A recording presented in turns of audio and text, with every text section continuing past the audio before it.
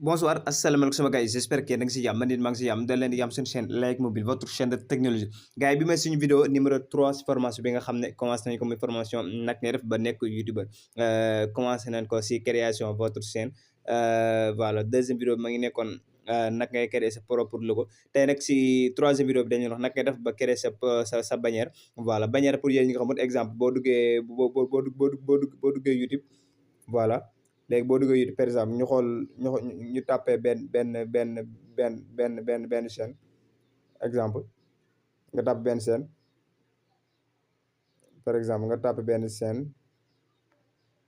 nga dugg si chaîne bi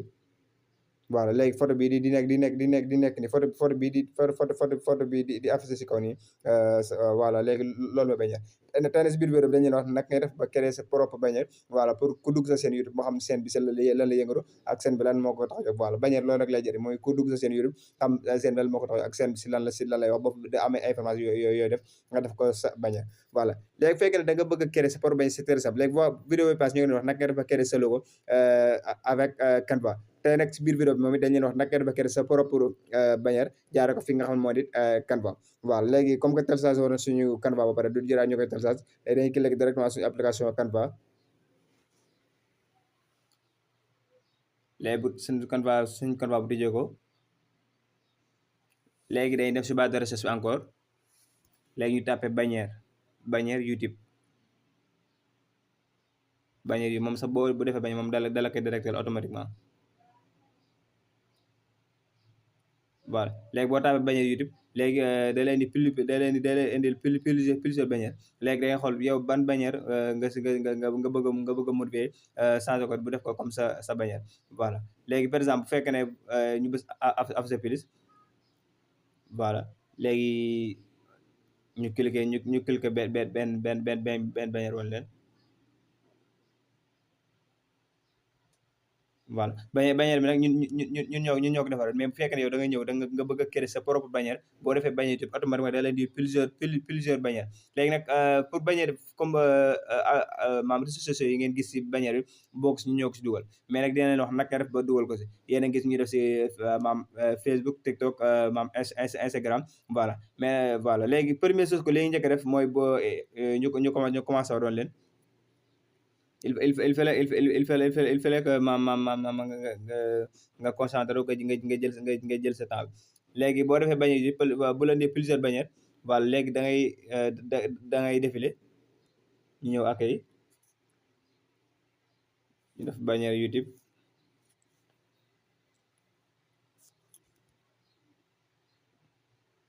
voilà léegi pour ñu wane ne naka def ba dugal sa TikTok wala sa Facebook wala sa Instagram si sa bannière YouTube léegi day dem créer ak suñu propre bannière léegi day ñëw fi ñu defal créer votre bannière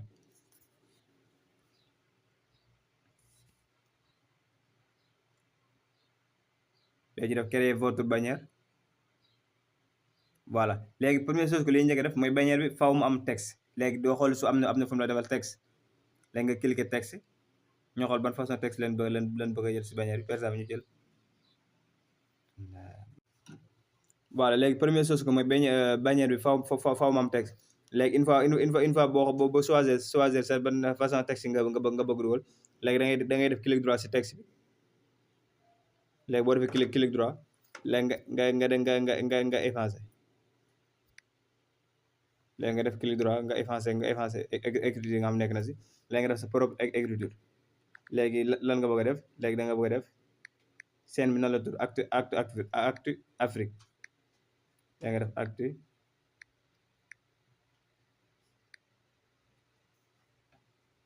Actu Afrique léegi fekk da nga bëgg yëpp maam yëpp bokk benn lignement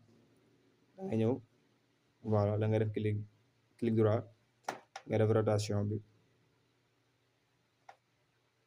waaw léegi boo ko defee ñu ñëpp dañuy bokk benn lignement léegi nga ñëw nga placé ko au milieu Actu Afrique léegi boo defee sa texte ba pare léegi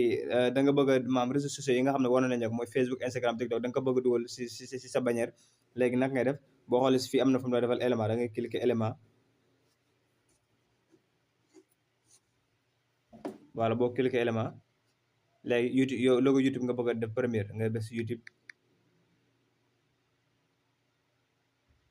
nga def logo YouTube voilà fii nag da leen di plusieurs logo lañuy jël logo bi voilà léegi bu fekkee ne maam bii nag logo bi dafa rëy léegi da ngay def clic droit sa baaraam bi léegi nga def buux ko ba mu wàññeeku ba nga xam ne ba mu toll taay bi nga bëgg léegi ñu xool fi nga bëgg a placer par exemple fi leen ko bëgg a placer voilà léegi nga bàyyi léegi nga ba Facebook nga bëgg a dugal moom nga demaat si élément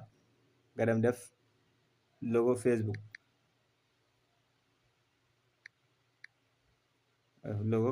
logo Facebook moom it da leen di plusieurs logo mais boo gis mu def produit cela veut dire que boobu amoo possibilité pour jël ko léegi yi nga xam ne gratuit la moom nga jël léegi moom boo bësee Facebook nga ñëw def rotation voilà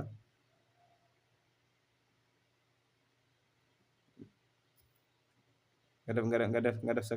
sa rotation maanaam sa baaram ngay def clic droit rek di buux di wàcc ba am taay bi nga xam moom nga soxla voilà léegi ñun fii nga bëgg a placer léegi ñu dem xool TikTok par exemple jël leen Facebook ñu xool TikTok moom dañuy demaat élément yëpp élément lay xew rek ñu def logo TikTok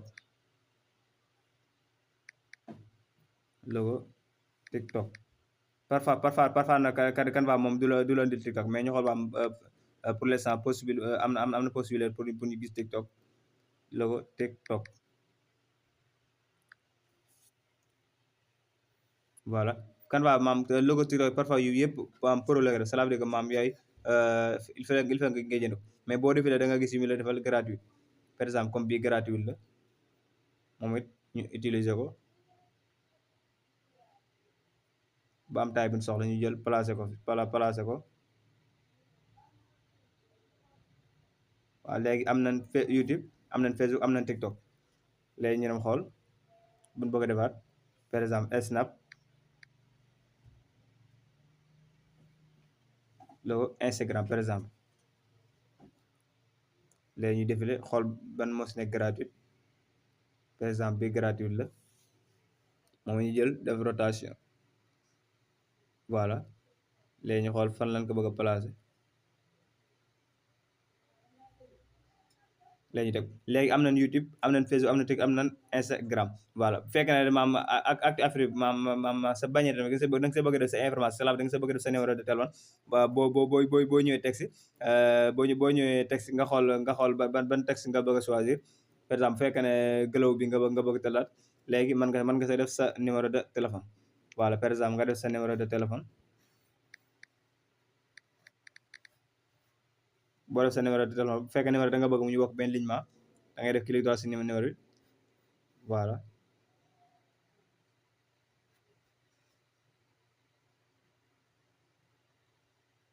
def clic droit si numéro bi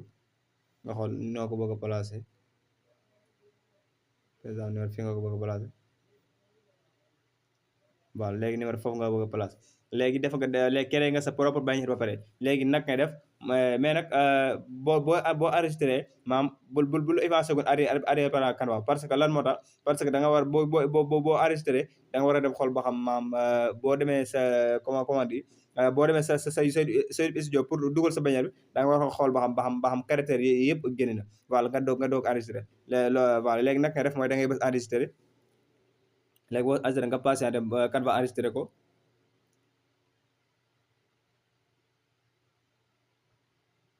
léegi ñu xaar Canva enregistré ko léegi bu enregistré ba pare léegi bouton bi si digg bi moom ngay bës cela veut dire que jërë nga effacé arrière plan bi léegi nag ngay def da ngay dem sa YouTube studio ak Google Chrome voilà waxoon nañ ne fi nga koy duggee léegi maam dernier vidéo bi fi maam fii ne lan nekkoon voilà léegi nag ngay def ba enregistré sa bannière voilà boo xoolee suuf am na fu mu la defal image de bannière si kaw léegi da ngay cliquer fi mu la defal importer une fois boo cliquer importer nga patienté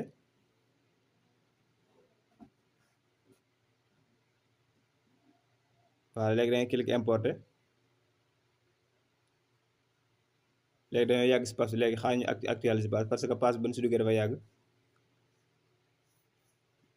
léegi ñu actualiser page bi ñu dugaat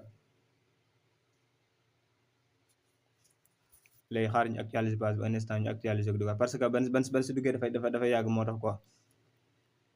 léegi fii la indi léegi naka def da ngay cliquer film defal importer voilà léegi boo cliquer importer boo patienté léegi da nga gis maam bannière bi nga xam moom la doon créé bannière bi moom moo nekk léegi ñu def clic droit bannière bi. voilà lii nag lañ leen wax moo tax ñu ne leen bu arrière plan bi bul ko effacé kon parce que cadre bi nga xam ne maam trait bu bula yi nga gis ni maam yi nga gis ni maam mu def cadre bi maam bannière bi si biir foofu la war a dugg mais nag moo tax boo effacé fee nag da ngay commencé à zéro léegi ñun nag maam naka lay def mooy dañuy xool maam yan option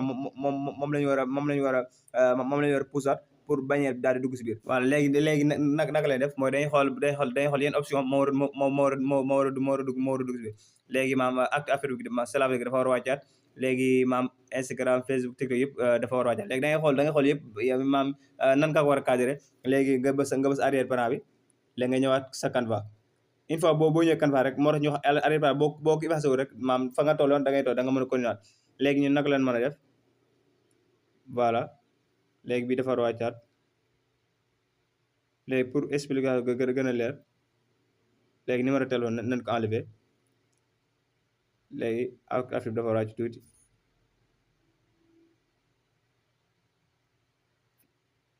YouTube daa war a wàcc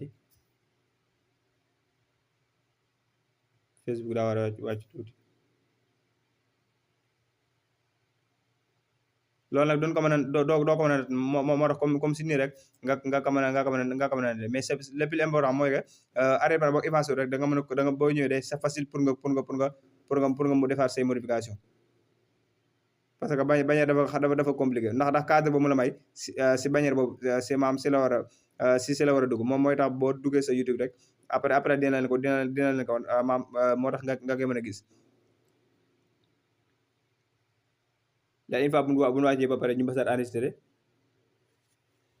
dañuy passante mu enregistré waat ko léegi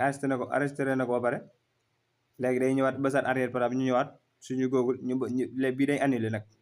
day ñëwaat importé ñu xool bu bees bi nga xam ne moom la ñu mujjee defar léegi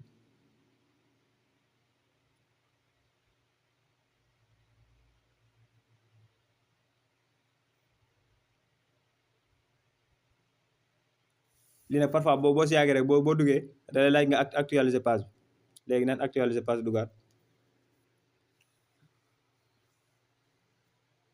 voilà parce que version téléphone bi utiliser moo tax léegi bu ñu actualiser ñëw bës importer voilà léegi maam à chaque fois nag maam bi nga mujjee defar moo may nekk première bi léegi ñu bës xool voilà exactement léegi nag léegi ban option moo si des mooy li nga xam ne moo di option Instagram léegi Instagram bi donc moo war a wàcce tuuti pour ñu am taille bi nga xam ne soxla nañ ko si bannière bi mais nag jëlu ngay taayal jëlu ngay def dara demaatal si sa Canva nga ñëw wàcc Instagram ba mu dugg si biir léegi Instagram donc moo si des léegi naka lañ def mooy dañuy def clic droit Instagram bi ñu wàcce ko tuuti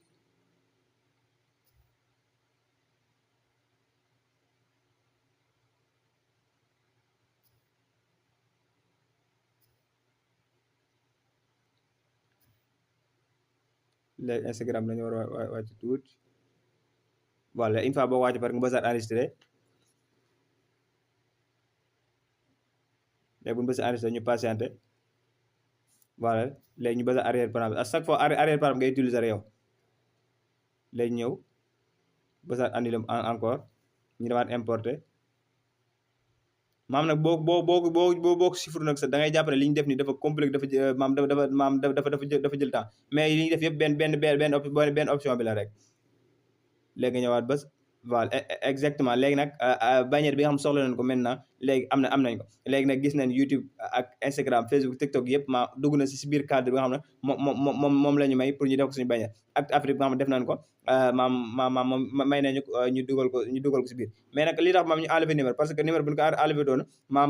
du nekk si biir cadre bi ça veut dire que du am important parce que cadre bi bannière bi du ko mën a direct du ko mën a génn yi nekk si biir rek loolu lay mën a génn léegi comme que normal léegi bés ok léegi comme que normal léegi da ngay bës ok voilà léegi une fois boo bës ok léegi nga ñëw bës publier.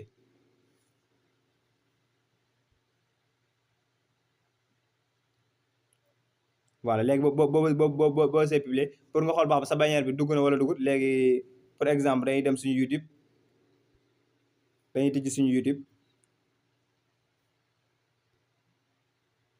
voilà léegi automatiquement bu ñu duggee suñu xaar ñoo wan leen parce que dafa gaaw léegi bu ñu duggee suñu profil YouTube bi automatiquement bu ñu ñëwee dangeen gis bannière bi nga xam moom la ñu defar moo nekk ne muy Facebook Instagram TikTok ak Afrique bi voilà léegi nekk na suñu bannière li nga xam ne mooy suñu bannière YouTube voilà léegi bannière maanaam lépp lan moo tax bannière bu la neexee man nga xool benn photo rek nga def ko wala nga xool benn logo rek nga def ko mais bannière lan moo tax ma am importance seen parce que dafa mën a rafetal seen parce que maam yow nit ki bu duggee sa seen bi rek automatiquement bu jàkkaar bannière bi day xam ne kii kat maam jox na YouTube gëddam wala ma jox na YouTube ak xam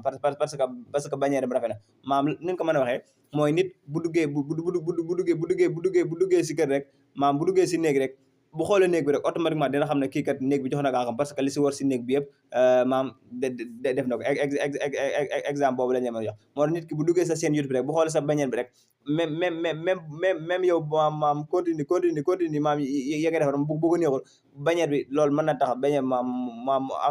encouragé la daal di abonné si sa chaîne parce que sa bannière moo rafet bannière moo mën a comme ni ñu ko waxee maam place maam place moo mën a jaay bopp léegi nag bannière moom moo mën a jaay sa seen YouTube exemple noonu leen ko mën a waxee moo tax sa bannière bi la defal le plus important ba YouTube sa YouTube nga defar sa bannière bu normal bannière bu